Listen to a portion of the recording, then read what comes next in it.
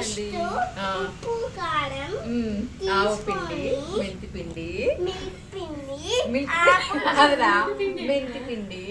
మెంతి పిండి తీసుకొని అన్ని కలిపేసి దీంట్లో నుంచి ఒక గడ్డలోంచి అలా చెప్పు ఓకేనా.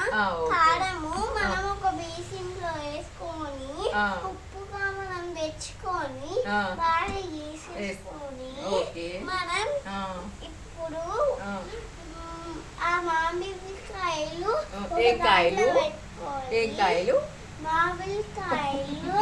ఒక దాంట్లో పెట్టుకొని కారంలో కలిపేసుకొని ఉప్పుగా కారంలో వేసేసుకొని కలిపేసుకొని అది కొంచెమే వేసుకొని కలిపేసుకొని దీంట్లో అదేంటది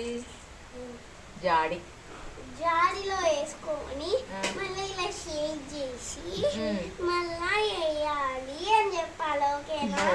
నాకు ఒక్క ముక్క అర్థం కాలేదు నువ్వు చెప్పింది నాకు.